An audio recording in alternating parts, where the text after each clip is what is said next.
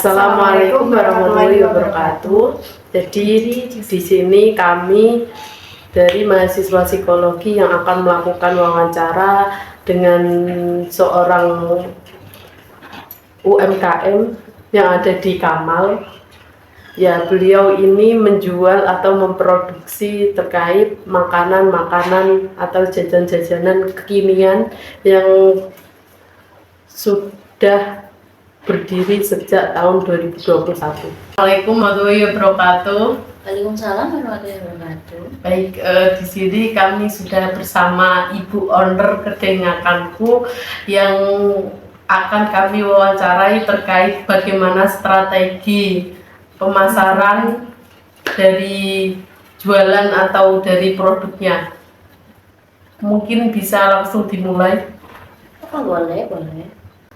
Kalau boleh tahu, kedai Ngakanku ini jual apa saja, Mbak?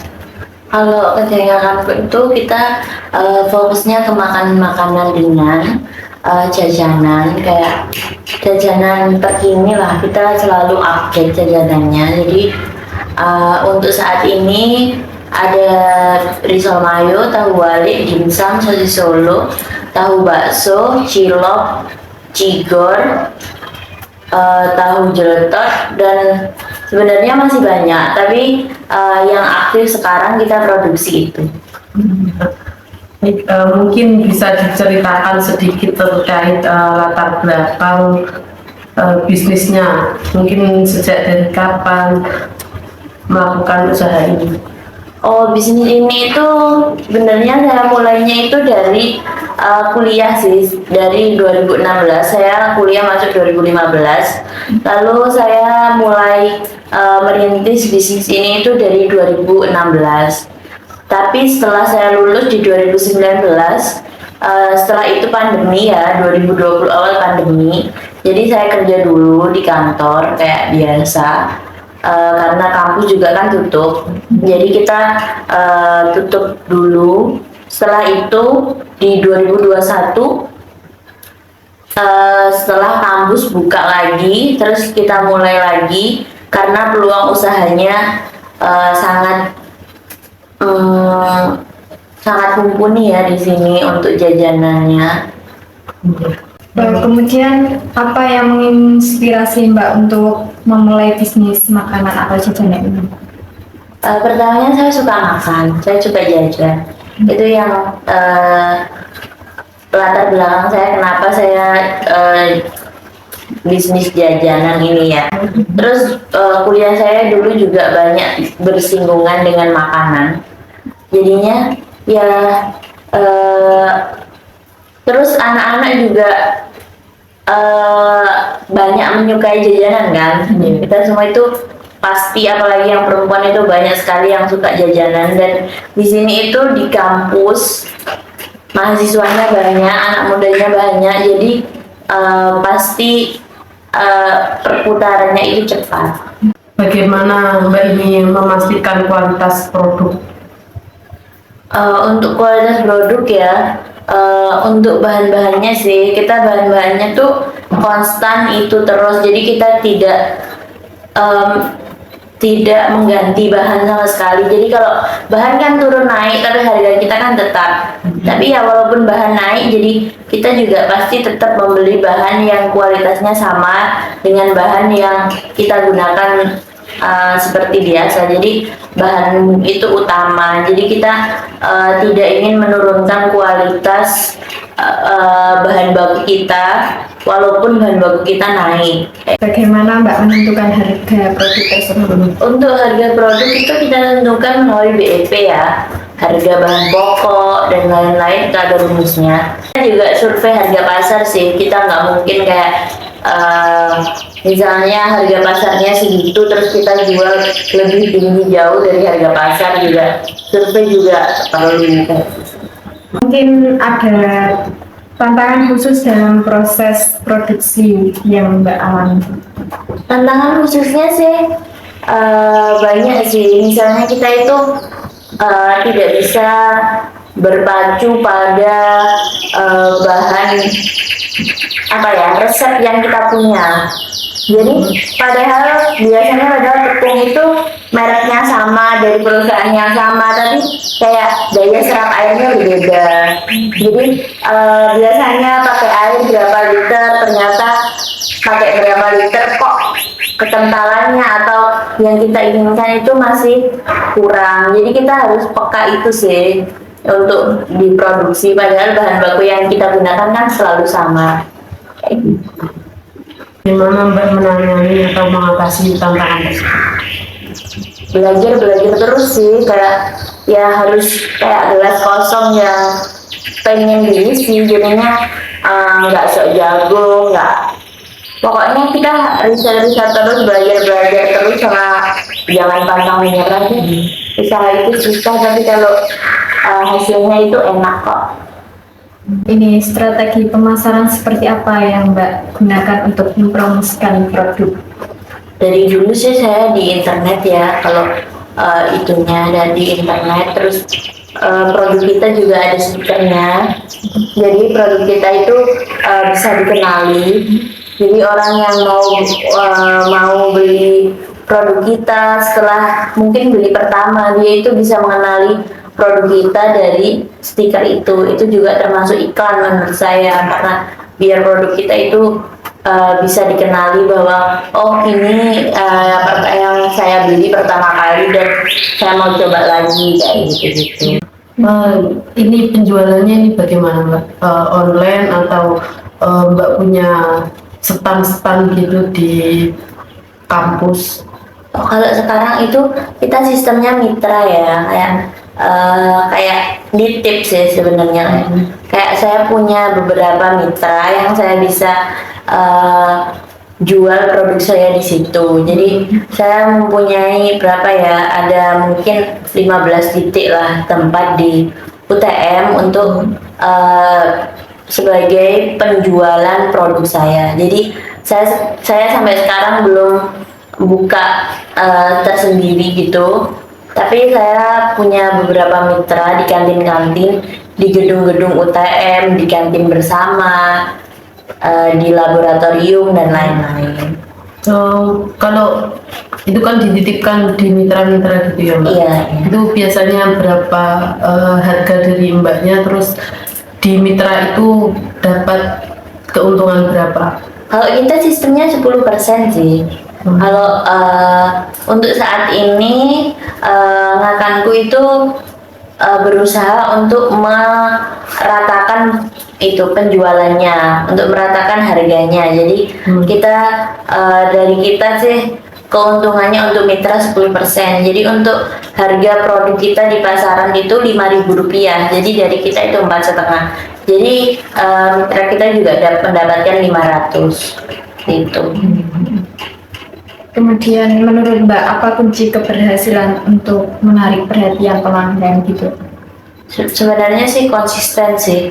Kalau kita usaha itu yang paling susah itu konsistensi kita sih. Kalau kita kerja sama orang mungkin kita mau bekerja karena ada tekanan, ada tuntutan dari perusahaan. Tapi kalau kita usaha, jadi konsistensi sih, mau capek mau apa, tetap kita harus konsisten produksi seperti itu. Jadi konsisten itu utama, konsisten bahan baku, konsisten, pokoknya usaha itu harus konsisten seperti itu. Ada saluran pemasaran yang Mbak gunakan untuk memasarkan produknya? Mungkin di sini kan mahasiswa mungkin banyak yang menjadi influencer, atau itu Mbak pernah apa Mbak? Kalau saya sih nggak pernah memanfaatkan itu ya untuk jualan. Jadi kayak ya belum pernah nyoba, boleh juga. Tapi saya kepikiran nanti saya akan membuka stand gitu, untuk stand makanan pasar, makanan ringan. Mungkin kalau saya sudah buka stand sendiri di luar, mungkin saya tertarik untuk memanfaatkan influencer-influencer di UTM, karena itu juga kan pembaruan ya, kita juga harus update terus pembaruan itu. Bagaimana Mbak menjaga hubungan dengan pelanggan dan memastikan kayak mereka membeli produk yang Mbak jual gitu? Untuk hubungan dengan pelanggan sih ya, kita caranya selalu menyajikan produk yang terbaik lah kualitasnya. Tapi lebih penting dari itu, kita juga harus berhubungan baik dengan mitra-mitra kita, karena kan mitra-mitra kita itu garda utama pemasaran produk kita. Jadi ya menjaga hubungan baik, kayak saling sapa, seperti itu sih. Kayak untuk ke konsumen sendiri ya, karena saya kan tidak menjual langsung ya dengan konsumen kebanyakannya, jadi ya memastikan berkomunikasi dengan mitra-mitra kita, apakah ada keluhan di produk kita dan lain-lain. Terus ini mungkin Mbak sendiri pernah kayak memasarkan produknya ini dengan mengadakan promosi atau memberikan gift gitu ke pelanggan. Untuk promosi sendiri sih, kita juga pernah ya memberikan promosi. Misalnya kalau ada momen-momen tertentu, kayak saya jualan pas weekend atau wisuda, itu pasti ada promosinya, seperti membeli 3 gratis 1 dan lain sebagainya. Tapi bukan yang sering sih, karena saya juga ingin mempertahankan kayak kualitas kualitas, karena kalau sering-sering dipromosikan, nanti takutnya orang-orang akan membeli menunggu promosi. Jadi pernah, tapi tidak terlalu sering gitu. Ini Mbak, kemudian untuk metode evaluasi apa yang Mbak gunakan? Untuk metode evaluasi apa ya? Survei pelanggan gitu, kayak gitu. Saya sih bahkan yang gimana ya. Kalau survei pelanggan mungkin dilihat dari penjualan produk kita, seperti itu. Jadi bukan yang pakai metode-metode ini ya, kayak itu sih. Kita belum sampai sebegitunya gitu. Kan ini sudah berkembang cukup lama ya. Iya. Ya, mungkin Mbak bisa memberikan saran atau nasihat gitu untuk para pengusaha UMKM yang baru memulai bisnis mereka gitu, Mbak. Sarannya sih mulai dulu. Jangan banyak dipikirin dulu, mulai dulu. Untuk hasilnya nanti, karena saya percaya ya Kak, kerja keras itu pasti akan membuahkan hasil. Jadi mulai dulu, berikan yang terbaik dulu. Untuk hasilnya udah serahin ke yang di atas. Yang penting kita sudah maksimal menjalaninya. Terus saat kita sudah menjalaninya, pastikan konsisten.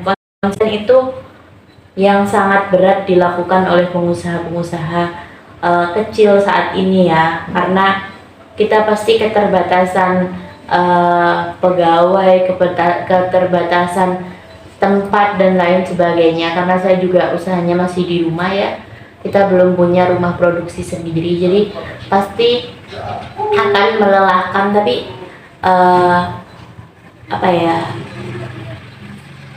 kuncinya sih mau usaha, mulai dulu, konsisten, udah gitu aja. Terus mungkin Mbak bisa bagaimana melihat perkembangan bisnis Mbak 5 tahun ke depan ini? Saya sih optimis ya untuk bisnis ini, karena juga pangsa pasarnya bakal semakin banyak, karena UTM sendiri kan semakin hari akan semakin berkembang ya. Terus untuk kedepannya, Agustus depan kita juga akan merambah produk makanan berat seperti nasi dan lain-lain. Kita juga sudah memikirkan Terus kita juga akan melengkapi alat-alat kita karena alat-alat kita untuk produksi juga terbatas. Kita masih memakai tenaga manusia semua, manual semua. Mungkin nanti next kita akan membeli alat-alat pengaduk dan lain sebagainya yang sudah elektronik, yang udah bisa meminimalisir tenaga yang kita keluarkan lah. Dan mungkin next 5 tahun ke depan, kalau boleh berangan-angan juga, ngakanku juga pengen membuka catering untuk anak sekolah dan lain-lain seperti itu. Jadi kalau ada peluangnya pasti kita kejar lah ya. Mungkin bisa dijual di e-commerce, di TikTok atau di Shopee itu kan. Oh, untuk e-commerce ya. Jadi saya juga masih mempelajari e-commerce itu ya. Apalagi produk kita kan makanan. Di sini sulit sekali untuk Shopee Food, GoFood, GrabFood yang biasanya untuk mengantarkan makanan di sini belum ada. Mungkin ada tapi tidak seberkembang di Surabaya ya. Kita juga pengen seperti itu, tapi di sini belum berkembang, pasarnya belum ada. Mungkin pasarnya ada tapi kayak fasilitasnya belum ada. Untuk yang di Shopee sendiri, kayak Shopee, TikTok sendiri, kita juga sudah mencari cara bagaimana kita bisa jual di TikTok, di Shopee, tapi sepertinya sulit karena apalagi pengiriman luar kota dan lain-lain. Soalnya ini kan bentuknya mungkin bisa frozen food, tapi untuk sekarang sangat terbatas jasa kirim yang pakai untuk makanan frozen food itu sangat terbatas. Jadi mungkin kita berharap juga nanti ada jasa kirim yang menyediakan untuk makanan frozen food, sehingga kita bisa ke pasar e-commerce gitu. Ini Mbak, pelajaran yang paling berharga yang Mbak pelajari selama menjalankan bisnis ini apa Mbak? Banyak sih, banyak sukanya, banyak sedihnya juga ada pasti. Kayak pelajarannya sih jangan pantang menyerah sih. Jadi pertama kali omsetnya ngakanku itu paling cuma berapa? Paling cuma 50.000 pertama kali. Jadi pelajaran berharganya itu jangan pantang menyerah. Terus kita juga harus menghargai orang lain. Jadi kita anggap bahwa ngakanku ini itu sebuah anak gitu ya, yang kita harus treat dengan baik. Kayak bukan hanya ngakanku ini ya sudah gitu saja kayak brand makanan kita, tapi kita harus benar-benar menjaga nama baiknya, menjaga kualitasnya. Jadi untuk banyak hal itu ya pelajarannya pokoknya jangan pantang menyerah. Karena dulu saya juga sebelum punya beberapa mitra, sekarang ini juga saya sering ditolak untuk mempasarkan produk saya, untuk menitipkan produk saya, itu juga saya sering ditolak. Tapi coba saja, kalau hari ini mungkin ditolak, mungkin besok enggak. Pokoknya intinya adalah jangan pantang menyerah untuk semua hal dalam hidup. Coba terus gitu. Iya, coba aja terus. Ini kan sudah 15 mitra yang didirikan. Ya. Setiap hari itu bisa mengirimkan berapa produk makanan? Untuk di mitra-mitra sendiri, setiap mitra kita beda-beda ya, karena daya jual di mitra tersebut juga berbeda. Jadi untuk keseluruhannya sih setiap hari itu 400 sampai 450 pak produk ngakanku. Itu sudah semua produk ya, totalnya ya 400 sampai 450 pak itu. Banyak sekali uangnya. Itu kan omsetnya. Kalau kita hitungnya omsetnya 450 kali 4.500 kan banyak. Tapi kan bahan baku yang kita gunakan juga mahal ya, semakin hari juga bahan baku mahal, tapi kita juga harganya stuck di situ. Ya, kayak itulah. Namanya juga usaha ya. Dulu kan juga omsetnya 50.000, kalau sekarang sudah besar ya itu kita lagi memetik hasil kita lah dulu. Seperti itu. Mungkin itu saja Mbak. Jadi Ya, terima kasih atas waktunya, Ya, sama-sama. sudah bersedia berkenan untuk kami wawancarai. Ya. Sukses selalu. Yes. Baik, sebelum kita tutup pembahasan tadi, setelah kita wawancara dengan pelaku UMKM Ngakanku, di sini kami akan merangkum dan mengaitkan dengan teori dari perilaku konsumen ini. Baik, kita akan menarik kesimpulan terkait bagaimana strategi pemasaran yang digunakan oleh UMKM Ngakanku, bagaimana pelaku UMKM ini merancang bagaimana strategi yang digunakan dalam riset pasar, serta merencanakan dalam menentukan harga, yang dimana harga jual atau harga produk yang dijual oleh UMKM ini ditentukan oleh BEP atau break even point, yang dimana break even point ini merupakan titik ketika tingkat penjualan dan biaya produksi berada dalam posisi yang sama, sehingga pelaku UMKM ini tidak menghasilkan atau tidak mengalami kerugian gitu. Terus bagaimana pelaku UMKM ini menyalurkan produk yang dititipkan di beberapa mitra yang ada di kampus UTM tentunya ya. Terus dalam hal ini yang dilakukan oleh pelaku UMKM Ngakanku ini sesuai dengan teori yang dikemukakan oleh William G. Stanton pada tahun 1989, bahwa strategi pemasaran merupakan sesuatu yang melingkupi semua sistem yang memiliki hubungan dengan tujuan untuk merencanakan, menentukan harga hingga mempromosikan dan menyalurkan produk yang dapat memuaskan konsumen gitu. Nah, selain itu, pelaku UMKM Ngakanku ini melakukan riset pasar dan target pasar, di mana target pasar ini adalah seorang anak kuliah yang suka jajanan makanan yang sedang tren atau viral, sehingga pelaku UMKM ini terus berinovasi untuk membuat produk atau makanan yang sedang tren.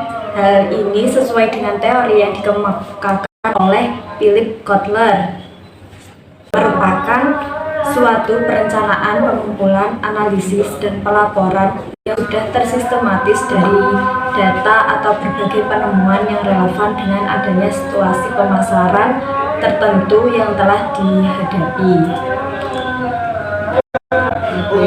Mungkin itu saja dari kami berdua, kurang lebihnya saya mohon maaf.